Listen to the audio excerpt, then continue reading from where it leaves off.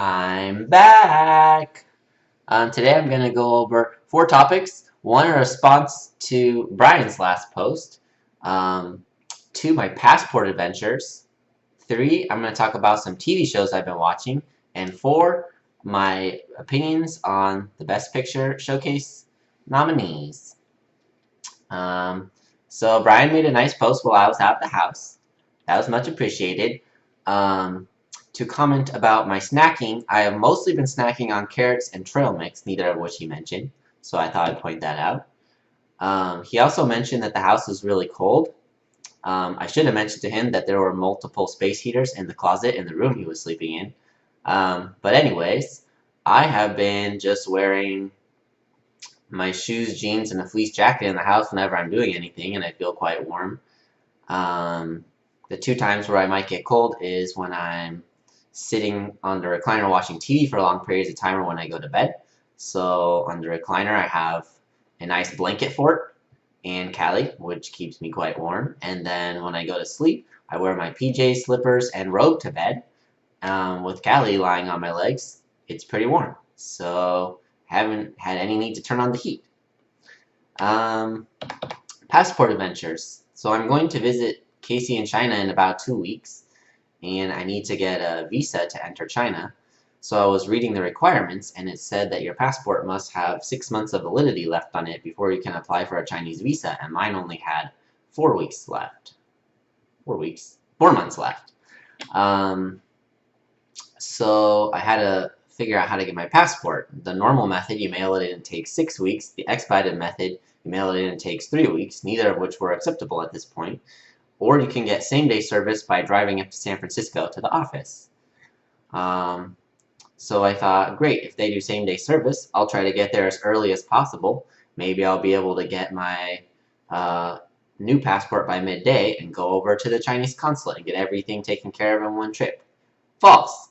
So I had a 9:30 appointment, and they were actually really efficient. I think I got there about 9:20, filled out some paperwork that I had forgot to do, and then I was already at the ticket. Got my number called by maybe like 9:35, handed her all my information, and they said, come back after 3 o'clock to pick up your passport. And the Chinese consulate closes at 2:30, so that was kind of a bummer. And apparently if I would have made like an afternoon appointment, they still would have had my passport ready by 2:30. So my 9:30 a.m. choice was a poor choice. So I had to spend the whole day in San Francisco, at least not at the passport office. And then I picked it up and commuted home on the train. I actually biked around San Francisco and took the train back home to Mountain View and then commuted via car from Mountain View back home through the traffic. So that was pretty awesome. That was on Wednesday, and then Thursday I had to drive all the way back up to visit the consulate. And the consulate wasn't too bad. I had to wait a bit longer. Got a ticket, and it took about an hour 15 before my ticket was called. And yeah, it was not too bad. The lady who helped me, she spoke English very clearly and understandably, but she didn't pick the phrases I would use to describe things. Basically, I handed her my huge stack of papers because they had all the requirements listed online for what you need. And she looked at it and she says, this letter from your wife is not enough. You need both a letter from a Chinese resident and your full itinerary and something else. So I thought maybe she didn't understand that Casey was my resident, that's why she wrote the letter. And I thought she needed some more like proof of where I was going, and I was just going to Casey's apartment is my official story. So I tried to rebut that I'm just going to go stay with my wife at her apartment in China, and then she replied, that's not enough. So I was thinking, great, I just spent like this 4-hour day coming up here, and she wants a bunch of documents that I don't have. Not cool. So I asked her, well, what do I need to bring back with me? And she said, a plane ticket. And I happen to have a copy of my plane ticket because the U.S. Passport Office requires you to have a ticket to prove travel within 2 to 4 weeks to make an appointment at the office to get same-day service. So I handed her that, and then she starts writing something on a little slip, hands a piece of paper back to me, and says, "Okay, pick up your visa on Tuesday." So I was like, "Whoa, okay." That was kind of a surprise and a relief because I thought I was going to have to go get a whole bunch of more paperwork to get my visa to go through. All she had to say was, "Oh, do you have a copy of your ticket?" But the way she phrased it, she made it sound like the documents I brought were insufficient and I was missing documents. So it was kind of funny because I went through this wide range of emotions in a period of about 2 minutes. Probably starting back in the line with like 6 people in front of me, it was taking forever. So I was amused watching my show on my phone. And then all of a sudden, everybody in front of me got called and I went up right to the front of the line. So then I was a little like frantic trying to get all my papers out of my folders and ready to go so I didn't waste too much time. And then I got everything out before I was called, so I was confident again and ready. Then I got called to the window and I started freaking out because she said I was missing a bunch of stuff. At least that's how I interpreted it. And then she just hands me a slip and said everything's good. So then I was like relieved. And then also when I was walking out of the consulate, they don't let you in after 2:30, and at this point it was after 2:30.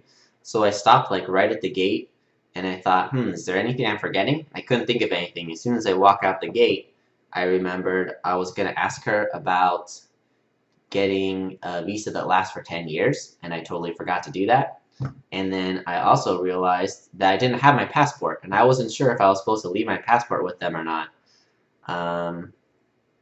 So then again, I got anxious for a few seconds, and then I realized, well, it's probably fine.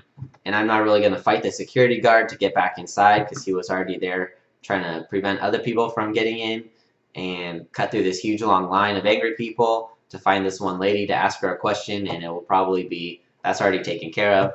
So I gave up and went back to my normal, I can't do anything better, might as well be happy. So all this was in probably a period of about 90 seconds, going from amused watching my show to frantic trying to get my papers ready before they were ready for me, to confident, to basically a little bit freaking out and annoyed that I just wasted my whole day, to relieved that everything was fine, to worried that I forgot something, to back to regular. That's 7 emotions in 90 seconds. That's probably more emotions than I have in an average day, so even though that event is kind of trivial and probably not worth blogging about, I thought I would just share that. So yeah, that took basically 2 full days to get that done, and now I have to go back to pick it up, which shouldn't take too long. Just another hour up, an hour back next week. So, super fun. But I'm all ready to go now. And then I've spent a lot of my free time lately watching TV shows. So I'm going to talk about a few of those. TV shows I've been watching are The Newsroom, The Walking Dead, The Sopranos, Arrested Development, and Better Call Saul. So The Newsroom was canceled after 3 seasons, and I just finished watching the 3rd and final season, and I thought it was super good. I would probably give it 8.5 out of 10.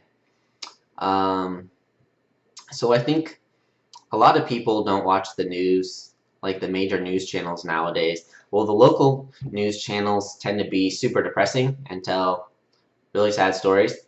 And the national news programs, I feel like rather than trying to inform you about the news, they're trying to tell you how you should feel about the news that has happened. And I feel like I'm being brainwashed when I watch the news, and I feel like it's over patronizing. So I basically don't watch the news, and I have a feeling that most people feel the same way. So this newsroom show, kind of the premise of the show is that's the way most of the media is, and then this one news network is on a crusade to do good journalism that's valuable to the public. So the premise was kind of interesting and I think semi-relevant. and all the news stories they covered were actually major stories that have happened in current times, so that was pretty interesting. And I thought the show was pretty witty and pretty fun. That's why I gave it a good score. The things I didn't like about it is I feel like it was a little too incestuous. They kind of forced all the characters in the show who all work for the same TV network to be in relationships and switch between relationships from people in the same company. And I found that not really to be needed. Seemed a little far-fetched. They probably did it to help develop the characters and their relations between the characters a little more quickly, especially since the show got canceled. They didn't have that many episodes to do it. But I think if they would have stuck with the stories and the drama that kind of came along with their news network, might have been even a little bit better. But I really enjoy the show, and I'd recommend watching that one. I have been watching Walking Dead. I think I'm in maybe end of season 2-ish range, and I don't think I'm going to be continuing watching it. This is a show about zombie apocalypse, so the premise is pretty cool, and all the interactions with the zombies are pretty interesting. The problem is I think the characters are a little kind of one-dimensional, and they're kind of annoying. Each one just kind of has like one role or one personality, and they're kind of strange personalities and annoying, but they also don't seem to be growing from film to film. Like you would expect after some big traumatic event where you almost die, you start change the way you're thinking, but it seems like all the characters, all the guy characters don't change at all, and all the girl characters keep their same behaviors, but they become, I don't know, more depressed through each bad event. And I feel like there should be like better character development or characters changing their personalities to kind of try to adapt to the situation, but it doesn't really seem like that's happening at all. So I feel like I'm kind of wasting my time just watching a big zombie attack and waiting for the next big zombie attack. But the zombie attacks are pretty fun. So The Sopranos is a pretty old show, 90s show, and I've really been enjoying this one.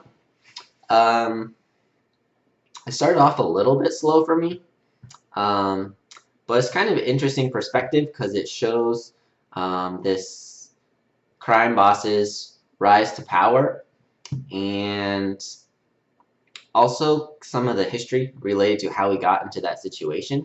And he does a lot of bad things where you're kind of turned against him, but a lot of good things where you're kind of like rooting for the bad guy. And the interesting thing is he sees a shrink throughout the show, and the shrink kind of has the same perspective you have, where they're like an outside person. They are trying to help him, but also kind of judging this person for doing the bad things that he does. So the shrink kind of has the same perspective as the audience on what this guy's doing. And I think the character development there is a little more interesting. So that show's pretty fun, so I'm going to keep watching that one. I've also been watching Arrested Development with Brandon. I saw the first couple seasons and then kind of stopped with Casey. And then I've been watching more of it with Brandon lately because I've been going to his house quite a bit. And I think it's definitely more enjoyable the second time through, which people have told me it would be, and I didn't understand how that's possible. But it's a pretty freaking hilarious show. So I definitely recommend watching that one. The characters aren't super multi-dimensional or changing, but they're hilarious, as opposed to like Walking Dead where they're one-dimensional and super annoying. So they always get into funny situations, and I think the writers do better with those characters. And then I've also been watching Better Call Saul, which is a little too new to have a strict opinion on that one, so maybe I'll talk about that one later. And I'm running towards my time cap, so I'll probably stop there, and my next post I'll cover the 8 Best Picture Showcase nominees. So it'll be super great, so stay tuned.